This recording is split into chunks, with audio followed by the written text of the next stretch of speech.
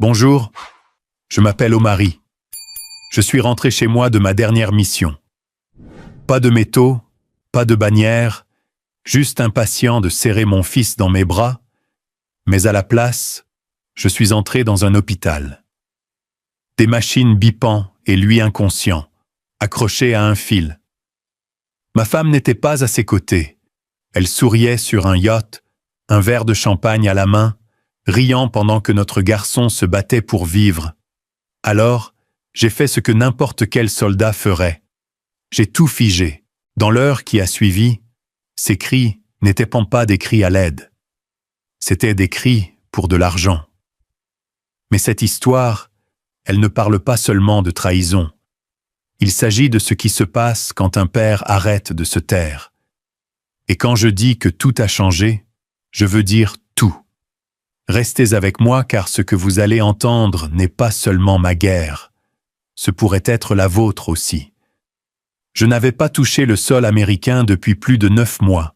Alors que le taxi descendait notre rue à Norfolk, le soleil du matin se déversait sur les trottoirs, illuminant les cerisiers en fleurs comme du feu rose. Je me suis assise à l'arrière, un sac de sport entre les genoux, serrant une vieille photo qui avait été pliée et dépliée tant de fois que les bords s'enroulaient comme des feuilles. Moi et Marcus, tout juste sortis du ventre, lui rouge et gigotant, moi souriant si fort que ma mâchoire me faisait mal rien qu'à y penser. Je n'avais dit à personne que je rentrais plus tôt, ni à Selena, ni à Marcus. Après 30 ans dans la marine, j'ai estimé avoir gagné le droit de surprendre ma propre famille. Le taxi s'est arrêté devant notre maison. Pas le plus grand endroit du quartier, mais solide. Bardage blanc, petit Porsche, mât de drapeau toujours de travers depuis la tempête il y a 3 ans. J'ai payé le chauffeur, hoché la tête d'un merci silencieux, et je suis sorti. C'est là que ça m'a frappé. Le printemps, l'air sentait la terre mouillée et les vieilles magnolias. Un oiseau chantait quelque part en haut. Je suis resté là une seconde, juste en train de respirer, la main sur le loquet de la grille. J'imaginais Marcus sortir en trombe par la porte d'entrée comme il le faisait, criant « Papa !» comme si j'étais rentré de la guerre avec la lune dans les mains. Je voyais Zelena dans mon esprit, les cheveux bouclés, ce tablier rouge qu'elle portait toujours quand elle faisait du pain de maïs. Elle levait les yeux de la cuisinière, les lèvres pincées, faisant semblant de ne pas pleurer. J'ai ouvert la grille. Elle grinçait de la même manière qu'elle l'avait toujours fait. Mais en remontant le chemin, une tension grandissait dans ma poitrine. Pas de ballon, pas de pancarte de bienvenue comme la dernière fois. Juste un jardin à moitié entretenu, une balançoire de Porsche immobile et silencieuse. J'ai tourné le bouton de la porte, déverrouillé. « Bonjour », ma voix résonnait trop loin, comme si elle n'y appartenait pas.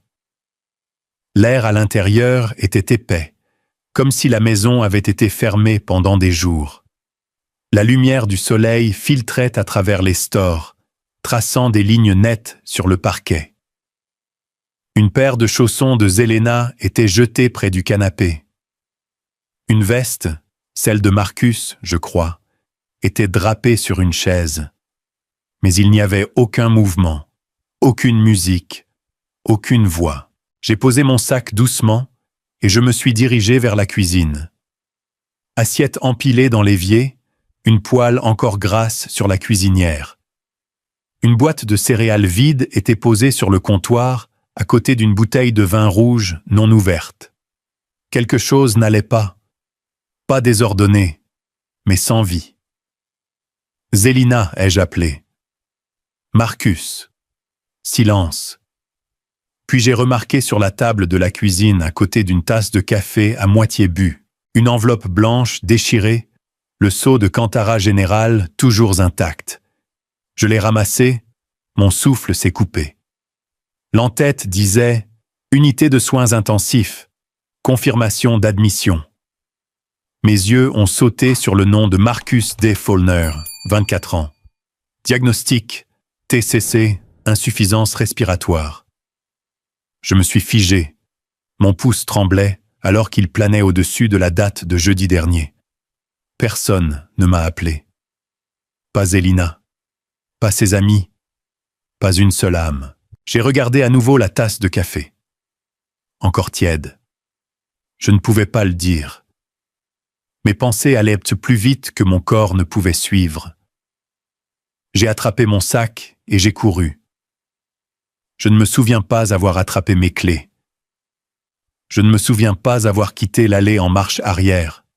Juste le bruit des pneus crissant et l'image de cette enveloppe me brûlant derrière les yeux. L'hôpital n'était qu'à 15 minutes, mais chaque feu rouge me donnait un coup de poing. Je me suis rongé l'intérieur de la joue jusqu'au sang, juste pour ne pas crier. Je me suis garé dans la baie des urgences et j'ai laissé la voiture sur le trottoir. « Où est mon fils ?» ai-je aboyé dès que j'ai atteint la réception. Une infirmière a levé les yeux, surprise. « Non ?» a-t-elle demandé. « Marcus Follner. Je suis son père. » La femme a hésité, tapant quelque chose dans son ordinateur. Puis ses yeux ont jeté un regard vers moi, juste une seconde, et se sont adoucis. « Attendez ici » a-t-elle dit. Un instant. Je n'ai pas attendu. Je l'ai suivi à travers les doubles portes, passé les baies à rideaux et les moniteurs bipant jusqu'à ce que nous tournions un coin et entrions dans l'unité de soins intensifs. Le couloir sentait l'eau de Javel et le chagrin. Elle a pointé une porte. À l'intérieur de la pièce, des machines silencieuses bourdonnaient. Je suis entré. « Le voilà, mon garçon !» Marcus était là, pâle aussi, toujours aussi pâle. Sa poitrine ne se soulevait que parce qu'une machine le lui disait. Des tubes serpentent hors de ses bras, de son nez, de sa bouche. Un moniteur clignotait avec des chiffres que je ne comprenais pas. J'ai titubé en avant, mes genoux ont failli céder. Jésus, mon fils. Sa peau, autrefois de la couleur du cuivre chaud, était maintenant pâle, teintée de bleu. Ses doigts se sont contractés. Ou peut-être que je l'ai imaginé. J'ai tendu la main vers la sienne. Elle était froide, et pourtant j'ai serré comme si je pouvais le réchauffer jusqu'à la vie. Un sanglot a grimpé dans ma gorge, mais je l'ai avalé. Où est sa mère ? Ai-je finalement demandé, à peine plus qu'un murmure. Ma voix s'est cassée. Personne n'a répondu. L'infirmière ne m'a pas répondu. Elle s'était déjà éloignée, probablement trop gentille ou trop effrayée pour dire la vérité à voix haute. Alors, je suis resté là. Mon fils gisait entre la respiration et l'immobilité, et je suis resté là comme un vieil homme perdu avec de la terre sur ses bottes et trop de sel dans sa barbe. Je voulais crier, voulais le supplier de se réveiller, de débrancher les machines des murs et de crier à Dieu ou à quelqu'un d'expliquer ce qui s'était passé, mais je ne l'ai pas fait.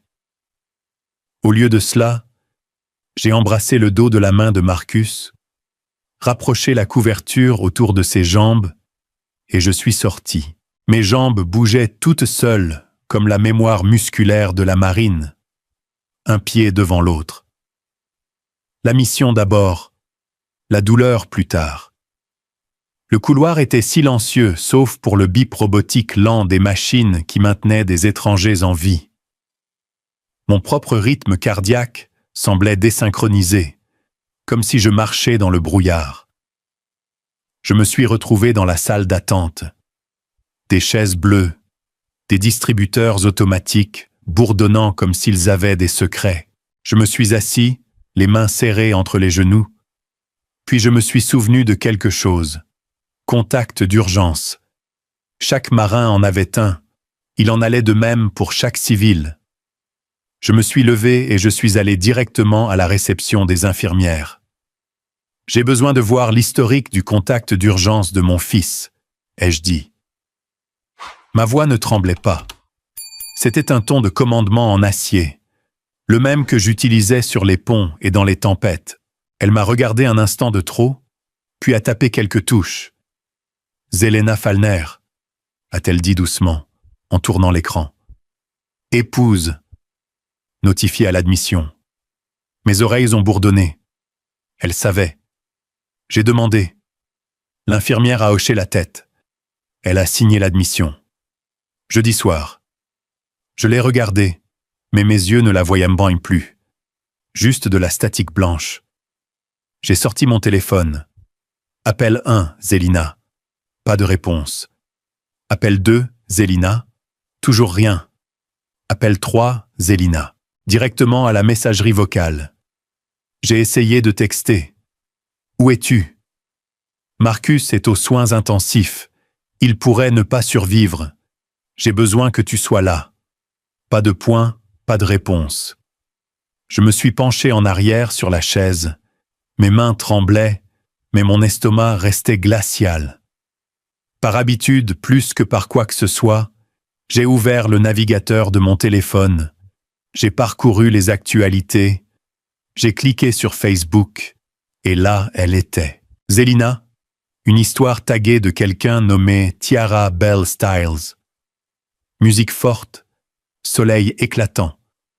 Un yacht blanc se balançant au large de la marina de Virginia Beach, entouré de sourires chers et de verres à champagne qui s'entrechoquent. Et au centre de tout cela, ma femme. Elle portait une robe rouge à col licou, la même que je lui avais achetée pour notre anniversaire il y a 5 ans. Cheveux bouclés, verres levés, ce rire que je n'avais pas entendu depuis des mois, jeté comme des confettis dans la brise marine. La légende en dessous a fait flouter ma vision. Enfin libre à nouveau. Libre. Libre de quoi? De son fils. De moi. J'ai continué à regarder. Mon pouce a fait glisser vers le clip vidéo suivant. La voilà, Zelina encore, mais cette fois, pas seule. Un homme, peut-être 30 ans, peut-être moins, se tenait derrière elle, les bras autour de sa taille. Ses lèvres effleuraient dans son cou. Elle n'a pas bronché. Elle s'est penchée vers lui, souriant comme si elle avait trouvé le salut. J'ai regardé cet écran jusqu'à ce que mon pouce devienne engourdi. Plus de questions, plus de chocs. Je me suis levé et je suis sorti de l'hôpital sans un mot. La chaleur dehors m'a ramené à la vie. Je suis monté dans la voiture, j'ai démarré le moteur et je suis parti comme si je savais exactement où j'allais. Parce que je le savais. Marina de Virginia Beach. Le trafic était léger. Ça devait être la fin d'après-midi. Le soleil pendait plus bas maintenant, projetant des traînées dorées sur la route, comme si quelqu'un avait renversé du miel dans le ciel. Mes mains serraient le volant si fort que je pouvais sentir mon pouls dans mes doigts. 15 minutes plus tard, je faisais le tour du parking de la marina. J'ai scanné l'eau, mes yeux plus aiguisés que jamais. On ne passe pas 3 décennies à suivre des cibles en pleine mer sans apprendre à trouver sa cible. Là, cale numéro 47. Le même yacht que dans la vidéo. Sea Glass 3. Une musique forte en pulsait comme un battement de cœur sans conscience. Des rires résonnaient sur l'eau. Des verres s'entrechoquaient. Une femme poussait des cris de joie. Je me suis garé assez loin pour rester caché. Puis je suis sorti et j'ai marché sur le quai. Mes bottes faisaient des bruits sourds sur le bois. Et là, elle était, Zelena, pieds de nu maintenant, dansant, sa robe rouge se balançant. Cet homme, son nouveau prix, la tenait par derrière. Il ressemblait à une couverture de magazine à laquelle je ne me suis jamais abonné. Je suis resté dans l'ombre derrière un mât, le cœur battant, respirant lentement, pas par jalousie, ni même par douleur, juste par clarté. J'ai vu son rire. La même femme qui avait autrefois pleuré sur un quai de la marine il y a 25 ans quand je suis parti pour la première fois, a dit qu'elle m'attendrait, a dit qu'elle n'aimerait jamais un autre homme. Et maintenant, la voilà. Pendant que notre fils se battait pour respirer, elle dansait.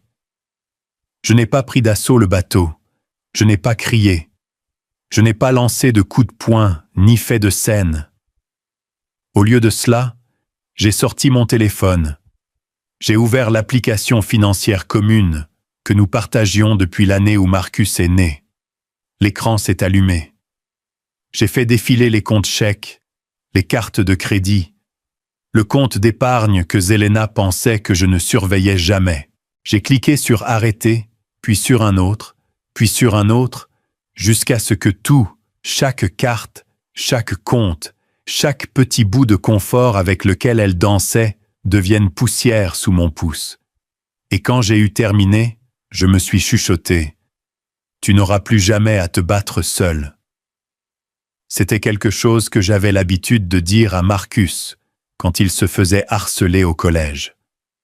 Quand il rentrait en pleurant une fois, disant que les enfants riaient de ses lunettes, je m'asseyais à côté de lui sur le porche et je le lui chuchotais comme un vœu. Maintenant, je l'ai redit. Pas seulement pour Marcus, mais pour moi, pour l'homme qui est rentré tôt de la mer, s'attendant à une famille et qui a trouvé une fête à la place. 1 heure plus tard, sa voix a traversé la marina comme une sirène. « Oh Marie, qu'est-ce que tu as fait ?»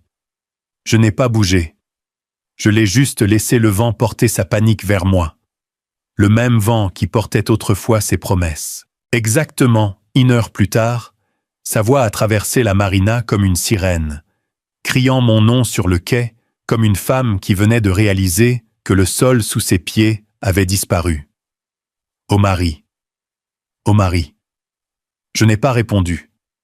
Je m'étais éloigné du quai après avoir gelé tous les comptes conjoints que nous avions jamais partagés. Et maintenant, je me tenais près du parking, les bras croisés, regardant à distance alors qu'elle descendait en courant pieds nus de ce yacht comme un nuage d'orage, sous forme humaine.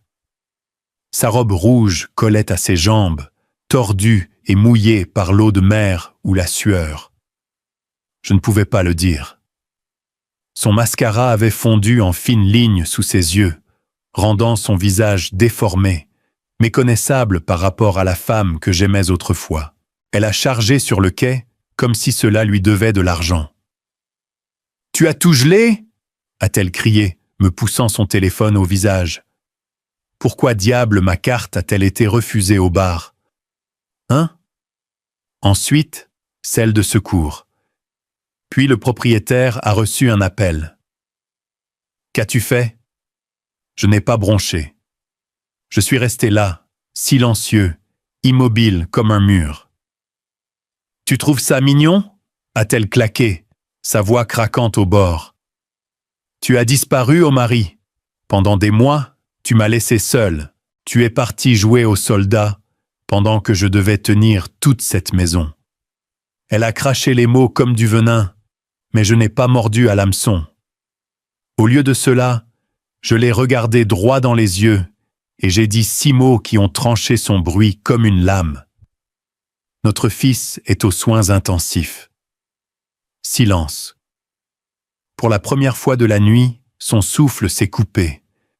Ses lèvres se sont entr'ouvertes comme si elle voulait parler, mais les mots se sont simplement bloqués. J'ai vu la peur clignoter derrière ses cils. Juste 1 seconde. Puis la panique s'est transformée en autre chose. Je ne savais pas, a-t-elle bégayé. Tu ne m'as pas dit que c'était si grave. J'avais besoin d'une pause. Je ne savais pas. Tu étais le contact d'urgence, ai-je dit doucement. L'hôpital t'a appelé jeudi soir. Tu as signé l'admission. Tu savais. Ses yeux ont esquivé. Je me suis rapproché. Non pas pour la menacer, mais pour qu'elle m'entende pleinement. Je n'étais même pas sur le dossier. Ils ont dû demander mon identité. Et pendant que je regardais mon fils perdre conscience, tu étais là dehors à danser sur le bateau de quelqu'un d'autre. Sa bouche bougeait comme si elle avait d'autres mensonges prêts, mais ils se sont bloqués dans sa gorge. Elle a essayé de faire la comédie à nouveau, peut-être en espérant que je tombe encore dans le panneau. « Ô mari !» a-t-elle dit, la voix soudainement douce, suppliante. « Charles, nous sommes déconnectés depuis longtemps. Tu as été tellement absent. Tu ne sais pas ce que ça a été d'essayer de survivre pendant que tu sauves le monde. » Je n'ai pas haussé la voix. Je n'ai pas montré du doigt. J'ai juste posé la vérité. Tous les comptes conjoints sont gelés. Le compte de la maison, les cartes de crédit, le portefeuille d'investissement partagé, tout est verrouillé. J'ai révoqué votre procuration cet après-midi. L'hôpital l'a endossié. L'autorité médicale de Marcus est sous ma responsabilité maintenant. Elle est devenue pâle, et pas de cette pâleur qui vient de la culpabilité. C'est le genre de pâleur qui vient quand un parasite réalise que l'hôte est parti. « Tu ne peux pas faire ça », a-t-elle murmuré presque pour elle-même. « Je l'ai déjà fait. Tu ruines tout », a-t-elle crié. « As-tu la moindre idée de ce que cela implique? Veux-tu détruire toute notre vie pour une seule erreur ?» Je l'ai regardé longuement et lentement, puis j'ai répondu « Non, je restaure ce que tu as essayé de détruire. » Cela a dû la briser. Son corps tremblait, pas de froid, mais de l'effondrement du contrôle. Elle s'est approchée de moi, désespérée maintenant, creusant profondément pour trouver ce qui fonctionnait encore sur moi. « Je t'ai aimé », a-t-elle dit soudainement, la voix tremblante. « Tu penses quoi que c'est une question d'argent? Je t'ai attendu au mari. Tu penses être le seul à avoir sacrifié? » J'ai hoché la tête lentement. « Tu recevras ce que tu as gagné. Pour l'instant, c'est rien. » Elle a haleté comme si je l'avais frappée, mais il n'y avait pas de point dans mes mots, juste le genre de justice tranquille qui n'a pas besoin d'être bruyante pour résonner à jamais. Je suis passé devant elle. Les lumières du quai scintillaient au-dessus de nous, projetant de longues ombres sur les planches mouillées. Je ne me suis pas retourné en atteignant la voiture. Je suis juste monté, j'ai fermé la porte et j'ai démarré le moteur. Dans le rétroviseur, je l'ai vue debout au milieu du parking, les bras pendants, la robe flottant au vent, criant toujours après un homme qui n'était plus le sien. Le trajet de retour à l'hôpital a été silencieux. Les lampadaires passaient au-dessus, comme des secondes qui s'égrènent sur une vie qui nous appartenait autrefois, à tous les deux. Je n'ai pas allumé la radio. Je n'avais pas besoin de bruit. Tout ce à quoi je pouvais penser était Marcus, allongé immobile sous une mer de fils et de moniteurs. Quand je me suis garé dans le parking de l'hôpital et que j'ai franchi à nouveau les portes, quelque chose en moi a changé. Je n'étais plus l'homme qui était sorti quelques heures plus tôt, brisé et incertain. J'étais un père qui rentrait à la maison. J'ai poussé la porte de l'unité de soins intensifs et le voilà, mon fils. Même position, même rythme de bips. Mais étrangement, le silence ne me semblait plus si creux. J'ai enlevé ma veste et j'ai tiré une chaise à côté de lui. Ma main a trouvé la sienne et je l'ai tenue comme je le faisais quand il avait 6 ans et qu'il avait peur du tonnerre. « Je ne pars plus », ai-je murmuré. « Je te le promets. » Et c'est là que l'infirmière est entrée, tenant une enveloppe scellée qu'elle a dit être destinée à moi. L'infirmière est entrée doucement dans la pièce, les semelles de ses chaussures ne faisant presque aucun bruit sur le sol poli. Elle a tendu une petite enveloppe, pliée sur les bords, légèrement tordue comme si elle avait été pliée et dépliée une 12aine de fois avant de me parvenir. Mon nom était écrit dessus dans une écriture que je reconnaissais n'importe où, celle de Marcus. Il nous a dit de te la donner. Si quelque chose arrivait, a-t-elle dit doucement. Il nous a fait promettre. Je n'ai pas parlé. J'ai juste hoché la tête à peine, et j'ai tendu la main vers l'enveloppe, avec des mains qui semblaient plus lourdes qu'elles n'auraient dû l'être. Au moment où mes doigts ont touché le papier, quelque chose s'est resserré dans ma poitrine, comme un nœud qui attendait des années pour se fermer. Elle a quitté la pièce, et j'étais de nouveau seul. Seul avec une lettre de mon fils que je n'étais pas sûr d'avoir le courage d'ouvrir. Je me suis assis à côté de son lit, fixant l'enveloppe posée sur mes genoux. Mon pouce a effleuré le pli au dos. L'air dans la pièce s'était calmé, silencieux, mais pas paisible. Plutôt comme ce calme avant une tempête, quand le ciel devient gris et que les arbres s'arrêtent de bouger. Une centaine de souvenirs ont surgi en même temps. Des lettres que je ne lui ai jamais envoyées pendant mon déploiement. Des anniversaires que j'ai manqués. Des bulletins scolaires que je n'ai pas accrochés au frigo. La fois où il m'a demandé pourquoi je devais toujours partir juste après les fêtes. Mais cette lettre, celle-ci n'était pas un souvenir. Celle-ci était réelle. Et elle venait d'un garçon allongé à 3 pieds de moi, respirant à peine à travers des tubes et des fils. J'ai déchiré le rabat lentement, comme si l'ouvrir trop vite pouvait faire disparaître les mots. À l'intérieur, une seule feuille de papier pliée en 3, sans fioriture, juste la vérité.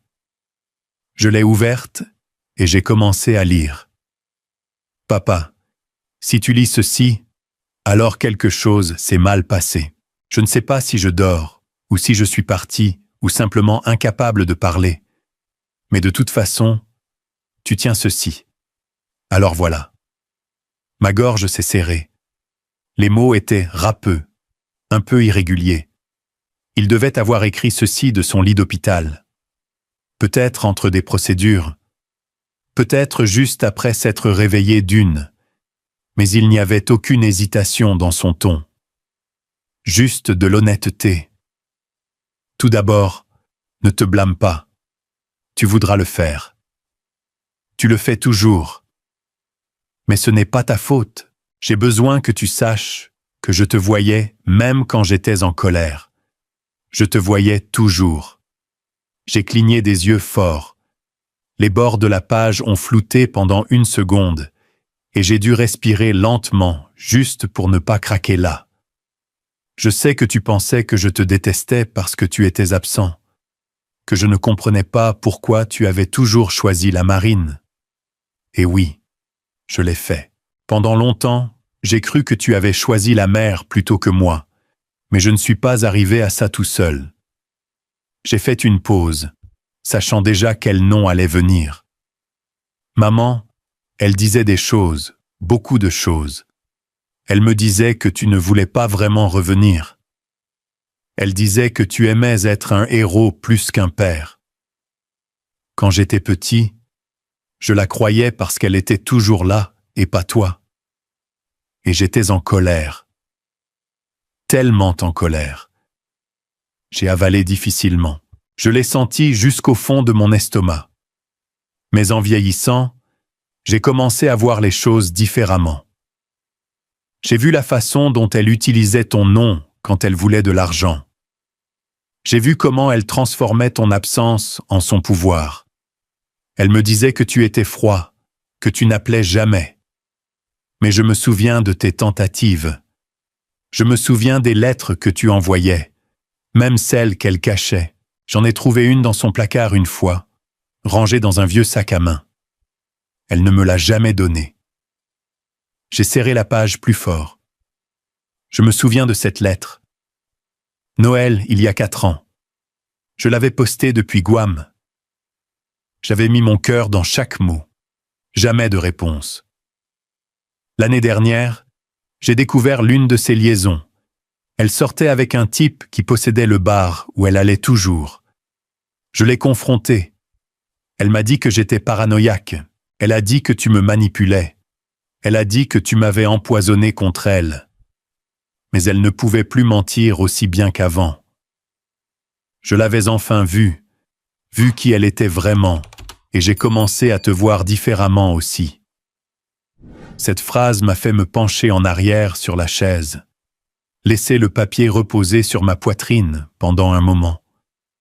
Les bips des moniteurs rythmèrent en mon cœur.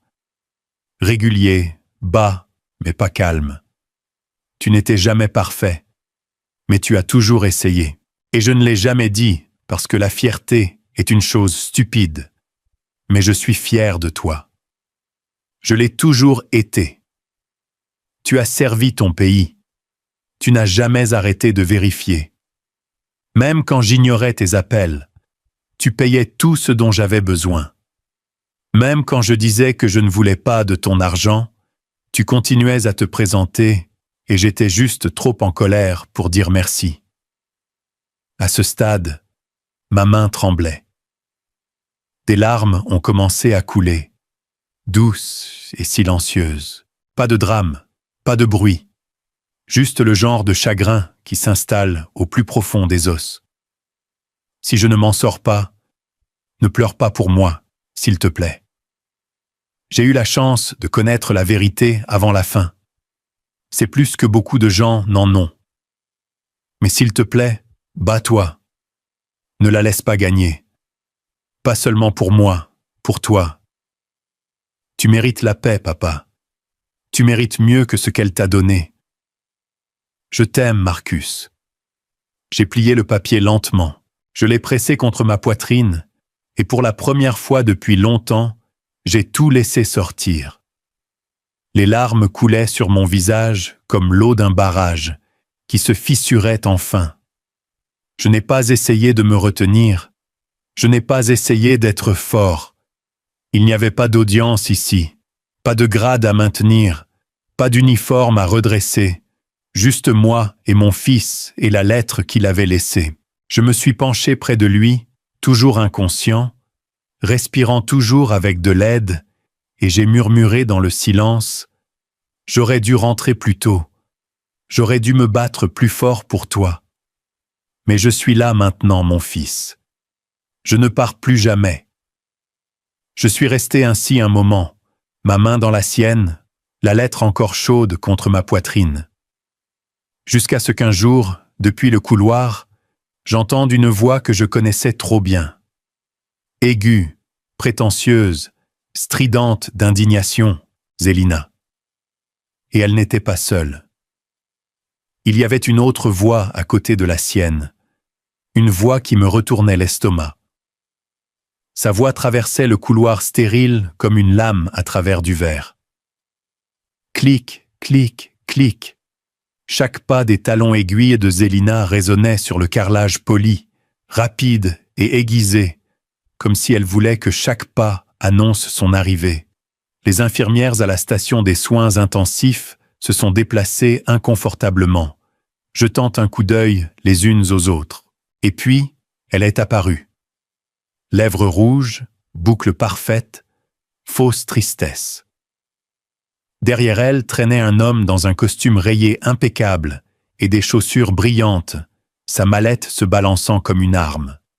« C'est scandaleux », a aboyé Zélina. « Comprenez-vous ce que signifie un gel de compte illégal ?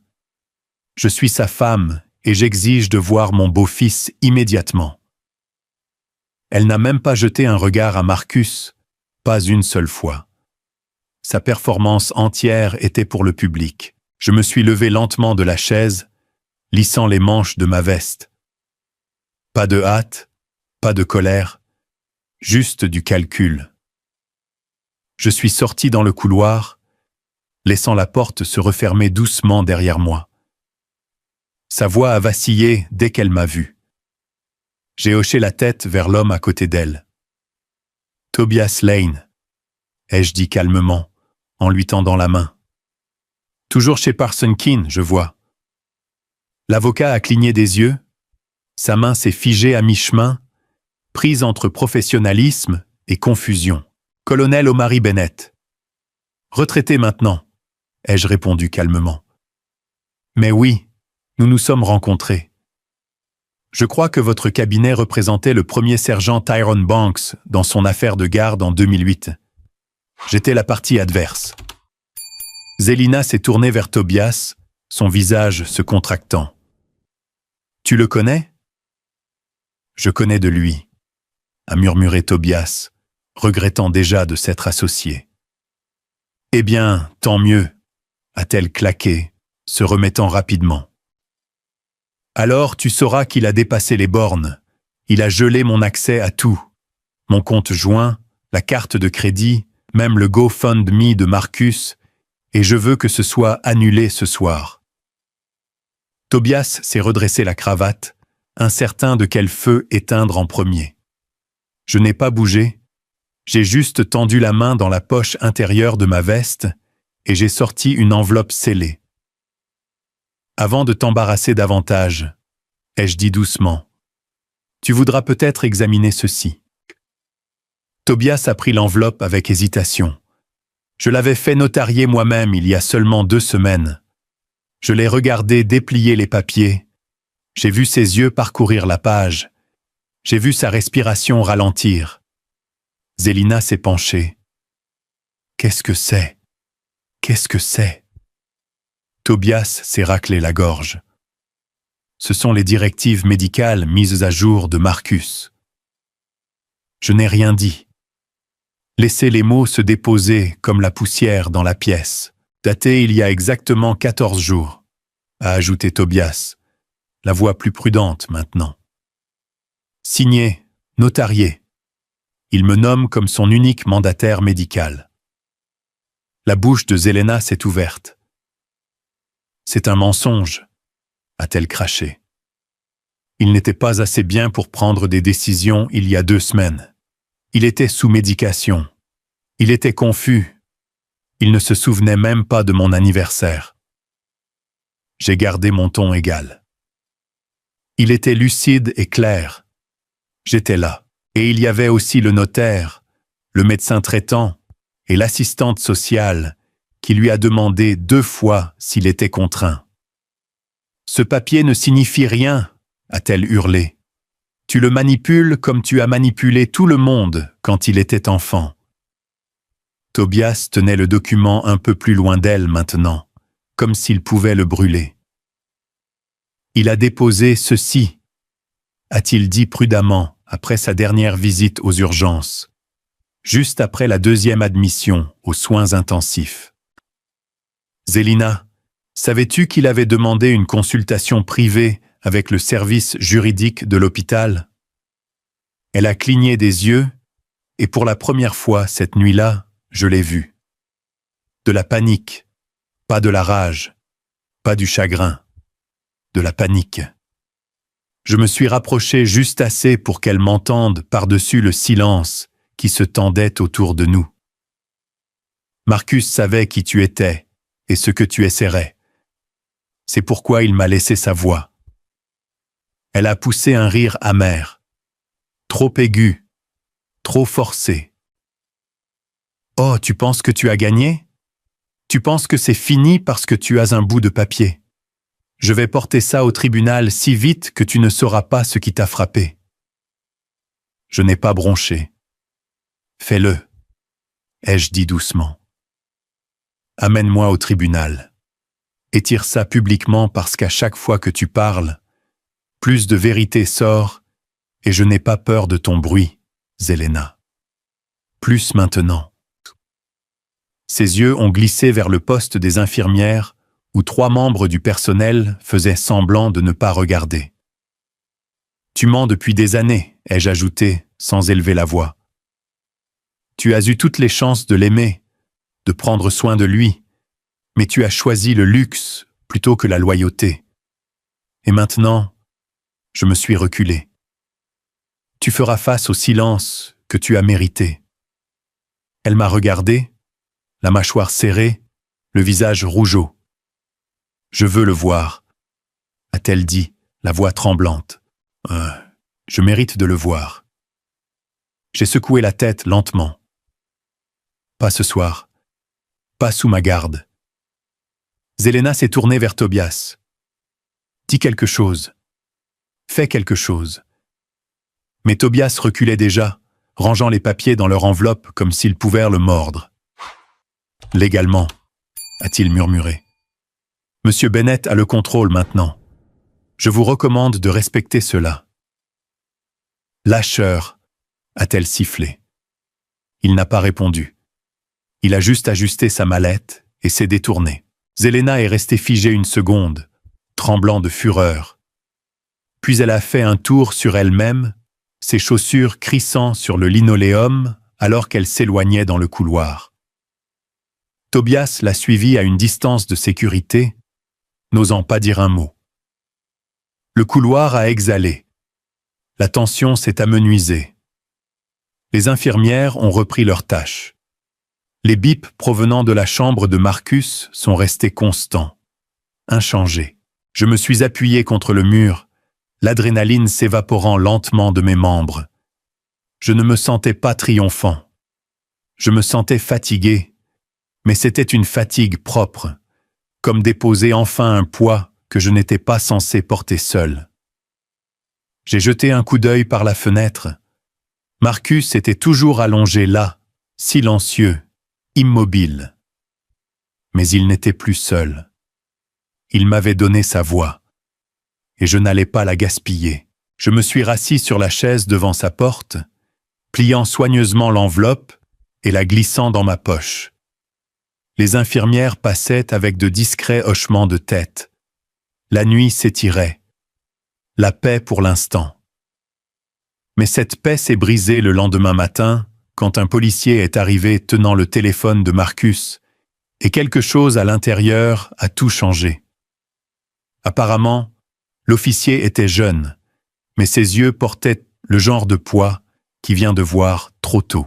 Je l'ai repéré alors que je sortais dans le hall de l'hôpital ce matin-là, toujours portant le même manteau que la nuit dernière, les mains au fond de mes poches, le sommeil me touchant à peine. Il se tenait près de la réception, scrutant la foule comme s'il cherchait quelqu'un de spécifique. Quand nos regards se sont croisés, il a hoché la tête une fois, calmement, respectueusement. « Monsieur Bennett, c'est moi. » Il s'est avancé et a tendu un petit sac à preuves scellé hermétiquement. À l'intérieur se trouvait un téléphone noir, fissuré au coin, mais toujours intact. Je l'ai reconnu instantanément. Je l'ai trouvé tôt ce matin. Un gardien l'a rendu. Il a dit qu'il était près du quai et derrière le Yacht Club, à environ 1 mile d'ici. Il semble qu'il ait été jeté dans des buissons. Il s'est arrêté en attendant ma réaction. Je n'ai pas. Il a continué. Il n'y avait pas de verrouillage par code. Nous avons scanné le contenu et n'avons rien trouvé d'illégal. Mais il y a un fichier vidéo marqué « Ne pas supprimer ». Nous avons pensé que c'était personnel. J'ai hoché la tête une fois lentement. Merci. Il m'a tendu une planchette. Formulaire de chaîne de confiance standard. J'ai signé, appuyant assez fort pour laisser une empreinte à travers le papier. L'officier a donné un petit signe de tête. Si vous trouvez quelque chose que vous pensez que nous devrions voir, ai-je dit, me détournant déjà. Je ne suis pas retourné dans la chambre de Marcus. Pas encore. Au lieu de cela, j'ai passé le kiosque à café, traversé le couloir bordé de peintures à l'huile et de plaques de donateurs, jusqu'à trouver la petite porte en bois marquée « Chapelle ». Je l'avais passée une 12aine de fois au fil des ans, toujours vide, toujours silencieuse. À l'intérieur, l'air était calme et sombre, éclairé uniquement par des appliques douces et la pâle lumière bleue d'un vitrail. Je me suis assis dans la 3e rangée en partant de devant, loin du courant d'air, loin de la vue. J'ai sorti le téléphone du sac et j'ai fait glisser mon pouce sur l'écran. Toujours 23% de batterie. J'ai fait défiler les déchets habituels. Fils de discussion, messages vocaux, une liste de lecture musicale appelée « Better Days ». Puis, je l'ai vu. Une seule vidéo intitulée en majuscule « Ne pas supprimer pour papa ». Je n'ai pas respiré, j'ai juste tapé. L'écran a changé et la vidéo a commencé. Au début, il n'y avait que de la statique, puis son visage. Marcus. Il était assis sur le bord d'un lit dans ce qui ressemblait à une chambre d'amis. Lumière pâle, drap défait, ombre sous ses yeux. Il avait l'air plus maigre que je ne m'en souvenais, amaigri. Mais ses yeux, ils étaient fixes. « Salut, papa », a-t-il dit, la voix, mais claire. « Si tu regardes ceci, c'est que quelque chose s'est mal passé. » J'ai serré la banquette. Il a poussé un lent soupir. Je ne savais pas comment le dire en face. Peut-être que j'avais honte, peut-être que j'avais peur. Mais je ne voulais pas mourir sans dire la vérité. Sans te dire la vérité. Il a tendu la main hors de l'écran et a posé un petit stylo à insuline, le tapotant 2 fois avec son doigt. Cette femme, Zelena, elle a dit au médecin que j'avais raté mes doses parce que j'étais distrait. Dit que je les avais sautées exprès. Mais je l'ai entendu. Je l'ai entendu au téléphone rire, disant qu'elle avait vidé ma carte. Elle se vantait que mes nouveaux médicaments coûtaient plus cher que son forfait croisière, et que ça n'avait pas d'importance parce qu'elle disait « Il a le jean têtu de son papa. Laissons la nature faire le reste. » J'ai regardé l'écran, mon cœur battant, chaque cellule de mon corps brûlant. Marcus a dégluti. Elle m'a dit que tu étais parti, que tu ne voulais rien avoir à faire avec moi. Je l'ai cru pendant des années. Elle disait que tu avais honte de moi, de mon corps, de ma santé, de ma douceur. Je l'ai laissé se faufiler entre nous. Ses yeux ont vacillé. J'étais un lâche, papa. Je l'ai laissé écrire l'histoire, et je ne savais pas comment l'arrêter. Il s'est penché en arrière. La pièce derrière lui s'est légèrement floutée, mais la douleur sur son visage était vive. Mais j'ai vu ta lettre, l'ancienne, celle que tu as écrite quand j'avais 12 ans. Elle était cachée dans son bureau. Tu n'es jamais parti. Tu n'as jamais arrêté d'écrire. Elle ne me les a juste jamais donnés. Je ne pouvais pas respirer. Mes jointures étaient devenues blanches autour du téléphone.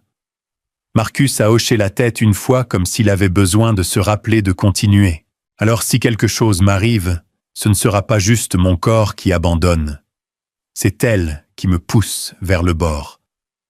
Un mensonge à la fois. Il a regardé droit dans l'objectif. Dis-leur ce qu'elle a fait, papa. Ne la laisse pas le réécrire à nouveau. Fais le bien pour moi, pour quelqu'un d'autre qui pourrait être coincé comme je l'étais. Il y a eu une pause, puis doucement. Je t'aime. Je n'ai jamais arrêté. L'écran est devenu noir. Je n'ai pas bougé. Pas tout de suite, pas pendant un long moment. La chapelle était toujours à l'extérieur. Le léger bourdonnement des haut-parleurs m'a rappelé que j'étais toujours dans un hôpital, toujours au milieu d'une guerre qui ne faisait que commencer. J'ai regardé la vidéo à nouveau, puis encore, 3 fois au total. À la fin de la 3e, j'avais mémorisé chaque clignement, chaque tremblement dans sa voix, chaque moment de silence où il hésitait avant de parler. J'ai téléchargé le fichier dans mon dossier cloud sécurisé, les crypté 2 fois et les sauvegardé sur une clé USB que je gardais dans mon manteau. Puis j'ai verrouillé le téléphone et l'ai remis dans la poche intérieure de ma veste. Je suis resté en silence un moment plus longtemps, regardant le vitrail, maintenant doré, avec la lumière du matin qui le traversait, et puis j'ai murmuré calmement et doucement. « Tu n'es pas mort en silence, mon fils. Je m'assurerai qu'ils t'entendent tous maintenant. » Ma main reposait sur mon genou alors que je me levais. J'ai poussé doucement la porte de la chapelle, m'attendant à ce que le couloir silencieux à l'extérieur soit tel que je l'avais laissé. Mais ce n'était pas le cas, car juste là, près des distributeurs automatiques, près du corridor principal, se tenait Zélina, les cheveux bouclés, le maquillage frais, un chemisier couleur crème qui criait « Designer ». Et dans sa main, un microphone. Elle était en plein rire, les lèvres peintes en vif, faisant face à une équipe de télévision locale. Sa voix retentissait alors qu'elle parlait assez fort pour que quiconque passe l'entende. « Je veux juste que le monde sache », a-t-elle dit gentiment. Mon mari était profondément aimé, et quiconque dit le contraire a son propre agenda. J'ai arrêté de marcher, j'ai regardé. Le caméraman a zoomé. La journaliste a souri. Zélina rayonnait. Et moi, j'ai souri aussi, juste pas pour la même raison. Parce que maintenant j'avais quelque chose qu'elle ne pouvait pas sourire pour résoudre. Mon fils, je n'ai pas arrêté de marcher. Dès que j'ai vu la lumière rouge de la caméra de cette journaliste, et Zélina se couvrant dramatiquement la poitrine comme une veuve de guerre endeuillée, j'ai su exactement à quel jeu elle jouait. Il est apparu de nulle part, a gelé nos comptes, et maintenant mon beau-fils, mon pauvre innocent Marcus, se bat pour sa vie, a-t-elle crié. Sa voix s'est cassée de cette façon fausse et fluette que les gens utilisent quand ils veulent paraître brisés, mais toujours parfaitement apprêtés pour la télévision.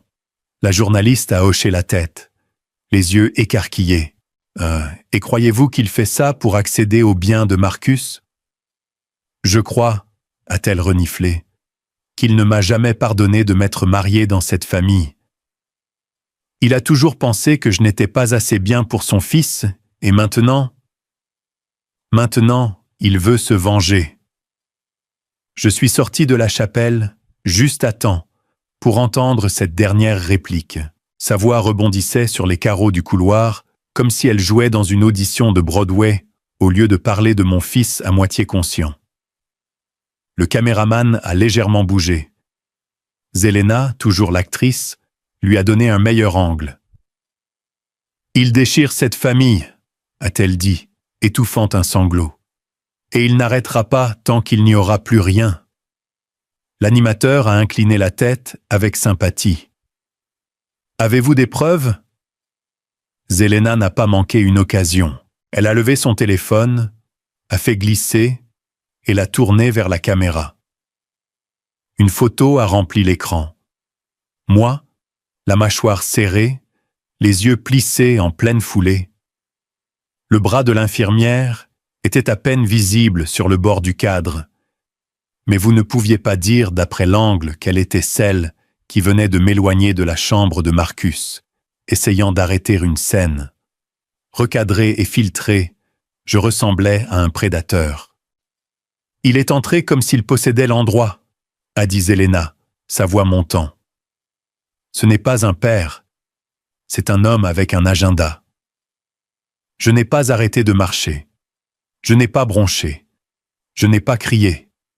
Je n'ai même pas cligné des yeux. Mais en passant, la même infirmière d'hier, Sandra, celle qui avait tout vu, s'est penchée de derrière le poste des infirmières et m'a chuchoté juste assez fort pour que je l'entende. « Nous connaissons la vérité, monsieur Bennett.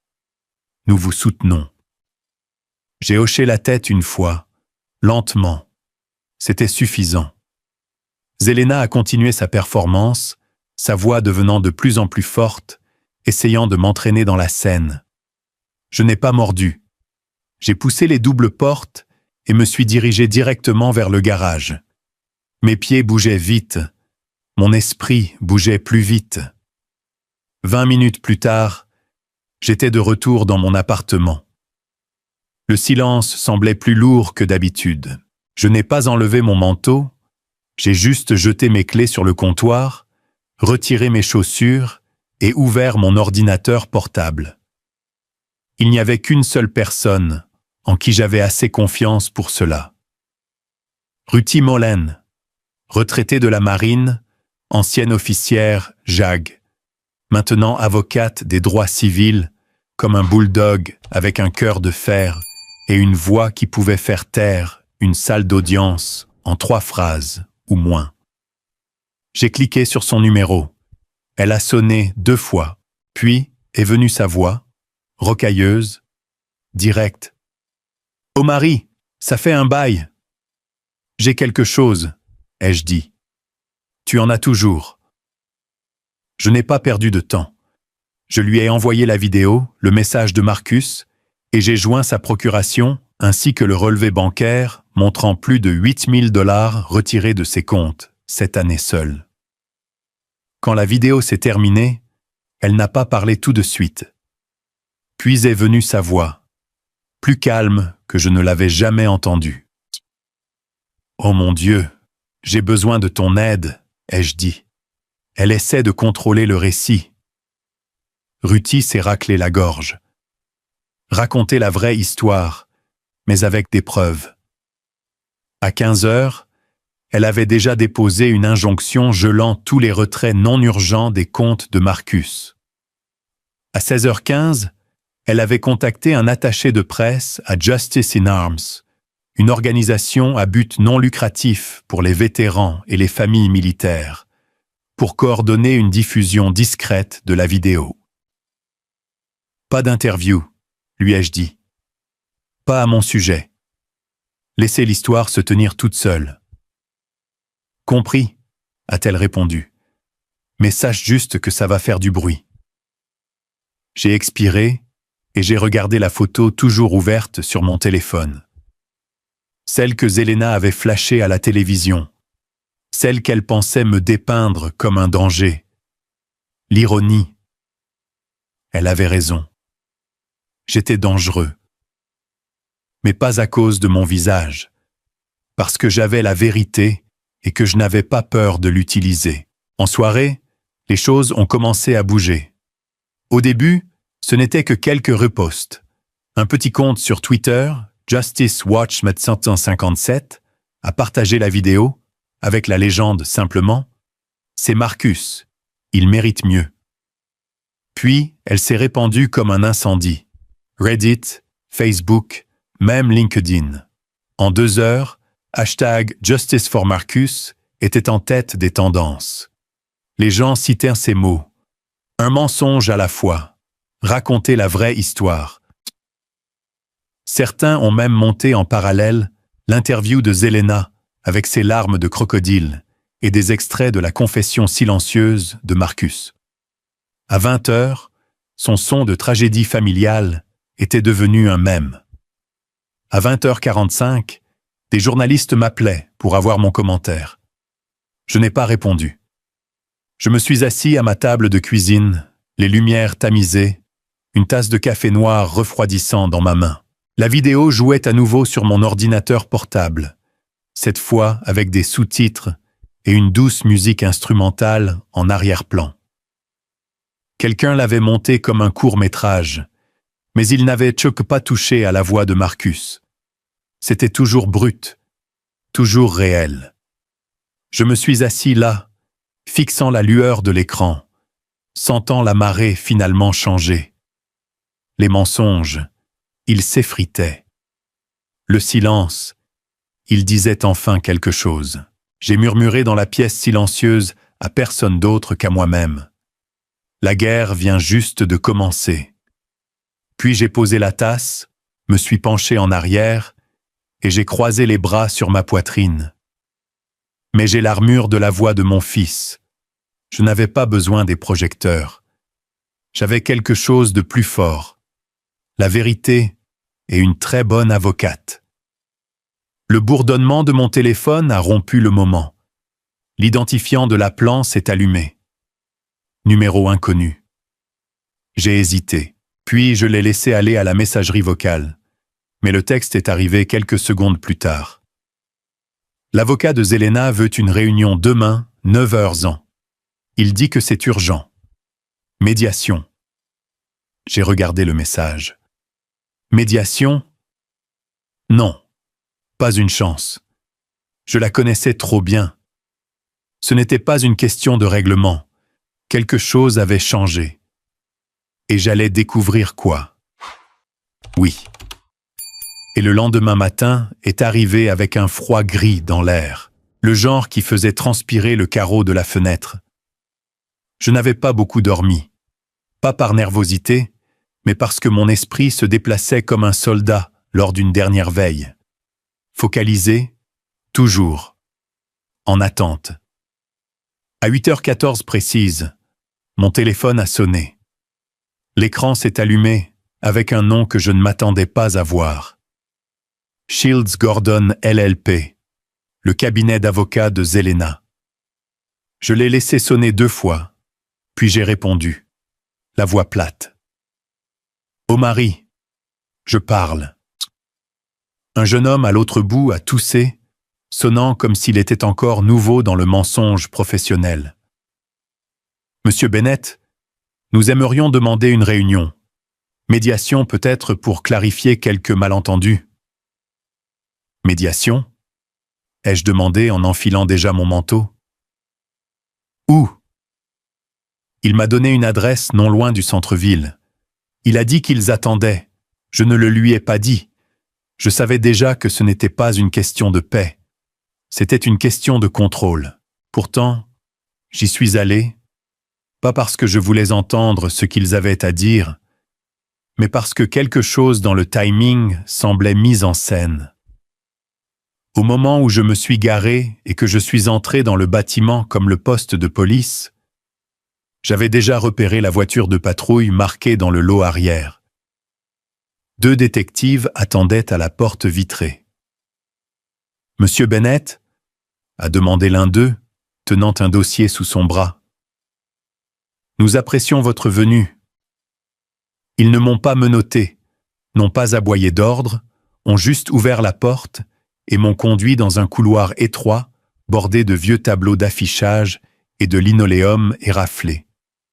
J'ai remarqué le nom familier d'une infirmière qui flashait sur un rapport épinglé au mur. Sandra. Elle avait témoigné la nuit dernière. Nous sommes entrés dans une salle de conférence avec plus d'ombre que de soleil. Une cafetière était posée là, intacte, une boîte de mouchoirs à peine utilisée. Et puis ils ont commencé. Vous n'êtes pas sous enquête. Le détective principal, Wheeler, a dit « Nous vous appelons comme témoin clé ». L'autre détective, Ramirez, a ouvert le dossier. « Tout d'abord, a-t-elle dit, merci pour cette vidéo. » Elle a tourné l'écran vers moi, montrant l'enregistrement de Marcus. Ils ont fait boucler la partie où il disait qu'elle changeait mes médicaments. Dit que je l'embarrasserais si je ne restais pas calme. Wheeler s'est frotté l'arrière de la nuque. Nous examinions déjà les dossiers médicaux. Il y avait des drapeaux rouges, des irrégularités de facturation, des calendriers de livraison de médicaments qui ne correspondaient pas au protocole, des anomalies d'assurance, mais nous n'avions pas la voix du patient jusqu'à maintenant, a ajouté Ramirez. Puis est venue la liste. Zelena avait vidé la couverture médicale de Marcus, non pas pour un traitement, mais pour des mesures de confort adjonctives qui comprenaient des forfaits spa dans une station balnéaire, des vols privés et des meubles de maison de designer présentés comme un soutien à la mobilité.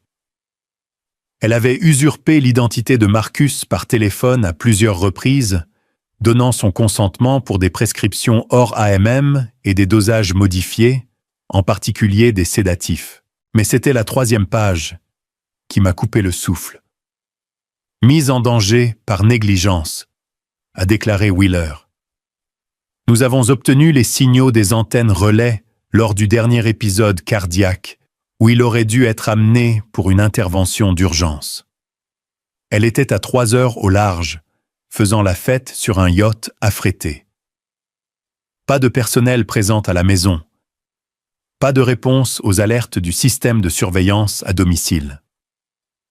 Ma mâchoire s'est tendue, mais je n'ai rien dit. Ils ont attendu. Je leur ai donné une phrase. Elle a essayé d'effacer mon fils, ai-je dit doucement. Maintenant, elle sera effacée de sa vie. Wheeler a hoché la tête lentement. C'est ce à quoi ressemble la justice, monsieur. Ils m'ont remercié, m'ont donné une copie des déclarations et ont dit que le mandat était prêt. Je n'ai pas demandé quand il serait signifié, mais je n'avais pas à le faire. À l'heure du déjeuner, j'ai eu ma réponse. Zelena faisait une autre interview en direct, cette fois depuis le jardin de prière de l'hôpital. Même journaliste, même inclinaison de tête répétée. Elle tissait toujours sa toile pour les caméras, pleurant doucement sur le fait d'être dépeinte comme la méchante et que la richesse ne signifie pas que je ne souffre pas. Je me tenais de l'autre côté de la cour avec Ruthie, les bras croisés, regardant à une distance discrète. Puis est venu le moment où 2 officiers se sont approchés à la caméra, calmes mais fermes. « Madame, a dit l'un, vous êtes en état d'arrestation pour fraude médicale et négligence criminelle. » Zelena a cligné des yeux comme si elle n'entendait pas. Puis, elle a ri. « Cela doit être une erreur. »« Vous avez le droit de garder le silence, » a dit l'officier en guidant ses mains derrière son dos. Le microphone était toujours en marche, les caméras tournaient toujours, et Internet a tout capturé. À 16 heures, son visage tordu par l'incrédulité était partout, ses boucles d'oreilles en perles, son faux chagrin, son accent poli, tout cela, maintenant le symbole d'une femme ruinée par la cupidité. Mais je n'ai rien posté, je n'ai rien partagé, je n'ai pas aimé. J'avais d'autres choses à faire. Ce soir-là, je me suis assis avec Ruthie et un juge au centre-ville, une session d'urgence. Elle a présenté tout. Les dossiers médicaux de Marcus, la piste financière, le témoignage vidéo et la procuration notariée d'il y a 2 ans. Elle a même apporté mon dossier militaire, soulignant mon autorisation de longue date, ma discipline et la confiance exprimée de Marcus en moi. Le juge, une femme noire d'une 60aine d'années, n'a pas dit grand-chose au début, a juste parcouru les papiers, ses lunettes à monture argentée glissant sur le pont de son nez. Puis elle a levé les yeux. « Ce garçon vous a fait confiance quand personne d'autre ne l'a fait, » a-t-elle dit. « Et il est clair que vous avez honoré cette confiance. » D'un seul coup de stylo, elle a signé l'ordonnance. Vous êtes par la présente accordé la garde légale complète et toute autorité de décision médicale sur Marcus Bennett, à compter de maintenant. Ruthie a expiré. J'ai juste hoché la tête. L'avocat de Zelena ne s'est pas présenté. Sa comparution sous caution avait été refusée plus tôt dans l'après-midi. La justice n'était pas parfaite. Mais ceci était un début. Alors que je sortais du palais de justice ce soir-là, le vent s'est légèrement levé. L'air semblait plus fin, plus clair. Des journalistes se tenaient près du trottoir, mais je n'ai rien dit. Je suis juste passé, tenant quelque chose dans ma main. La Bible de Marcus. Elle avait été glissée sous l'oreiller de l'hôpital pendant des années, mais maintenant elle était étroitement enveloppée autour de mes anciennes plaques d'identification. Les objectifs des caméras ont zoomé, mais je ne me suis pas arrêté. Je n'ai pas agité la main. J'ai laissé le métal briller sous la lumière de la rue. J'ai laissé le silence parler de lui-même. Et puis je suis monté dans la voiture et je suis retourné à l'hôpital. Il était temps d'aller voir mon fils. Je suis retourné dans la chambre d'hôpital de Marcus. J'ai posé les plaques sur la table de chevet et je me suis assis tranquillement à côté de lui, comme je l'avais fait tous les jours pendant les 2 dernières semaines. Sa respiration était régulière, un rythme doux que j'avais appris à mémoriser comme la cadence d'une marche militaire. Les machines bipaient à un rythme patient, ne se pressant jamais, ne s'arrêtant jamais. Je me suis penché et j'ai murmuré « Il est temps de revenir, mon fils ». Le soleil commençait juste à se frayer un chemin à travers les stores, peignant le mur en bandes dorées. Un autre jour, un autre matin d'attente, et j'attendais. Chaque jour commençait de la même manière. J'apportais cette petite Bible en cuir qu'il avait l'habitude de porter dans sa poche cargo pendant le bootcamp, celle qu'il avait cornée et soulignée au lycée quand sa foi était brute et forte. Je la plaçais sur la table du plateau, puis j'ai sorti le haut-parleur Bluetooth, des marches militaires d'abord, pas trop fort, juste assez pour réveiller le souvenir. Puis les psaumes. Je les lisais à voix haute, parfois par cœur, parfois en suivant le doigt sur la page. Le psaume 27 était son préféré. L'Éternel est ma lumière et mon salut. De qui aurais-je peur? Je parlais aussi, lui racontais la météo, la blague stupide que j'avais entendue au dîner. Comment je me surprenais à crier après les informations encore. J'ai même décrit l'expression sur le visage de l'infirmière quand j'ai essayé de réchauffer des collard greens restants à 6 heures du matin. Elle m'a menacé de me dénoncer à la police du goût. Aucune réponse, mais j'ai continué à parler de toute façon, parce que c'est ce que font les pères. Ils restent même quand c'est silencieux, surtout quand c'est silencieux. 2 semaines se sont passées ainsi. 2 semaines de murmures, de psaumes, de rires forcés comme une réanimation sur un esprit. Et puis mardi, il était un peu plus de 2 heures de l'après-midi.